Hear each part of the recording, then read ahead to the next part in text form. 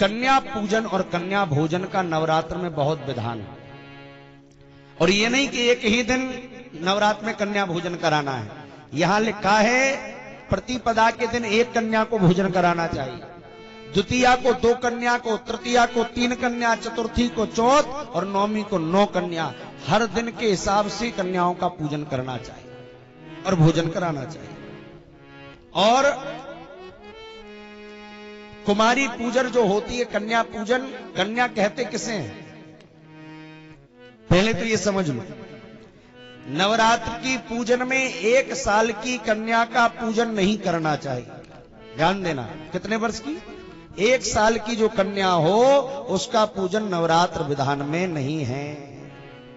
1 साल से ऊपर की जो कन्या है उसका पूजन होता है और उसके अलग अलग नाम से पूजन होता है। जो 2 वर्ष की कन्या है उसका नाम कुमारी है, कुमारी नाम से उसका पूजन होता है। जो 3 वर्ष की कन्या है उसे त्रिमूर्ति कहते हैं। जो 4 वर्ष की कन्या है उसे कल्याणी कहते हैं, कल्याणी चतुष्टकम। और रोहिणी पंचवर्षाचा, 5 वर्ष की जो कन्या है उसे रोहिणी कहते हैं। 6 वर्षा कालिका तथा, 6 वर्ष की कन्या को कालिका कहा जाता है। चंडिका 7 वर्षेषु, 7 वर्ष की कन्या को चंडिका कहा जाता है। और 8 वर्षा च सांभवी, 8 वर्ष की कन्या को सांभवी कहा जाता है। 9 वर्षा दुर्गा प्रोक्ता, 9 वर्ष की कन्या को दुर्गा का रूप कहा जाता है। और 10 वर्षे सुभद्रा तथा, 10 वर्ष की कन्या को सुभद्रा नाम से जाना जाता है। ये इस प्रकार कन्या का पूजन करना चाहिए। 2 वर्ष की कन्या कुमारी, 3 वर्ष की महाराज। जो 2 वर्ष की कन्या का पूजन करता है उसके जीवन से दुख और दरिद्रता का शमन हो जाता है, शत्रुओं का नाश हो जाता है। जो 3 वर्ष की त्रिमूर्ति नाम की कन्या का पूजन करता है उसके घर में धन धान्य का आगमन होता है, पुत्र पौत्र आदि की प्राप्ति होती है। जो 4 वर्ष की कन्या का पूजन करता है कल्याणी नाम से, उसके यहाँ विद्या का आगमन होता है, विजय होती है, राज्य का सुख से प्राप्त होता है। 5 वर्ष की कालिका नाम की कन्या का जो पूजन करता है उसके शत्रुओं को कालिका समाप्त कर देती है, नाश कर देती है। 6 वर्ष की कन्या का चंडिका का जो पूजन करता है उसे धन और ऐश्वर्य की प्राप्ति होती है। जो सांभवी नाम की कन्या का पूजन करता है उसके दुख दारिद्र का नाश हो जाता है, संग्राम में विजय होती है।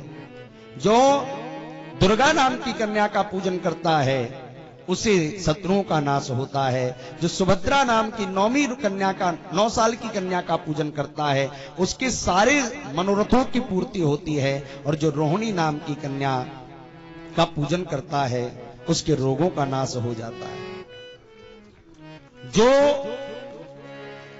और देखो 10 वर्ष से ऊपर जो कन्याएं नहीं कहलाती हैं, 10 वर्ष तक की ही कन्या कहलाती है।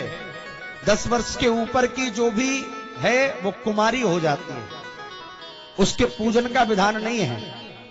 अगर कन्या भोजन करना है, कन्या पूजन करना है तो कन्या पूजन 10 वर्ष तक की ही कन्या का होगा, 2 वर्ष से 10 वर्ष। तीसरी बात, कन्या का जब पूजन करें तो सिर पर तिलक नहीं लगाना चाहिए। रोली, सिंदूर, हल्दी वगैरह ये सौभाग्य की सामग्री है, इन्हें चरणों में कन्या का पूजन होता है। सौभाग्यवती स्त्रियों के सिर पर लगाया जाता है और कन्या के चरणों का पूजन करना चाहिए। जब घर में कन्याओं को बुलाओ पहले उनके चरण धुलाओ, चरण धुला करके आसन पर बिठाओ, सुंदर जो भोजन बनाया हो, जरूरी नहीं है हलवाई पूरी खिलाओ। बेचारी कन्या 10 जगह खा के आ रही, जबरदस्ती हलवा पूरी ठूस रहे, खाओ। अरे जो उसके मन को भाए, तीखा भोजन ना हो, ज्यादा तेल का भोजन ना हो, अधिक नमक का भोजन ना हो, जो सुस्वादु भोजन हो भगवती को भोग लगाओ और कन्या को भोजन कराओ, कन्या का स्वागत करो। पर आजकल महाराज कन्या भोजन के लिए बुला लेंगे। अब बेचारी छोटी सी कन्या आ गई, अब वो तो बच्ची आके बैठ गई, कहीं रिमोट उठा लिया, अब बताओ कन्या पूजन करनी हो, कन्या तो तुमने पहले ही पूजन कर दी। अरे स्वागत करो, कन्या आई है तो किस वर्ण की कन्या का पूजन करने से क्या फल मिलता है। ब्राह्मण की कन्या का पूजन करने से धर्म की प्राप्ति होती है, क्षत्रिय की कन्या का पूजन करने से राज्य की प्राप्ति होती है, वैश्य की कन्या का पूजन करने से धन की प्राप्ति होती है, और चतुर्थ वर्ण स्वर्ण वर्ण की कन्या का पूजन करने से संतान की प्राप्ति होती है। इसलिए चारों वर्ण की कन्याओं का पूजन करना चाहिए और चारों वर्ण की कन्याओं को भोजन कराना चाहिए। इसके बाद गंध पुष्प वस्त्र इत्यादि देना चाहिए, यथाशक्ति दक्षिणा दे करके उन्हें विदा करना चाहिए। उनके अंदर देवी का ही स्वरूप देखना चाहिए। और प्रतिदिन पूजन का विधान आपने सुन लिया, जरूरी नहीं अष्टमी को ही खिलाना, अष्टमी को विशेष पूजन करनी चाहिए, पर प्रतिदिन प्रतिपदा से नवमी तक कन्या भोजन होना चाहिए। और व्यास जी कहने लाजन, कुमारी कन्या में कैसी कन्या का पूजन नहीं करना चाहिए ये भी विधान है। जो अंगहीन हो, जिसका कोई अंग ना हो, जो कोढ़ किसी रोग से पीड़ित हो, जो घाव युक्त हो, जात अंध्याम केकराम काणिम कुरूपाम बहुरोमसाम संत इजेंद्रियानाम कन्या रक्त पुष्पादिकांतिकाम, जिसके रोम अधिक हो, जिसके अंग अधिक हो, जिसके 5 की जगह 6 उंगली हो, जिसके शरीर में कोई रोग हो गया हो, जो दुर्बल हो, जो विधवा हो, इस प्रकार से उत्पन्न जो कन्या हो उसका पूजन नहीं करना चाहिए। कैसी कन्या का पूजन करना चाहिए? पुरष्टाम्याम च रोग रहिताम रूपवानम च कन्यका, जो रोग से रहित हो, स्वरूपवान हो, सुंदर अंगों वाली हो, वर्ण रहित कन्या की कुमारी पूजन करनी चाहिए। और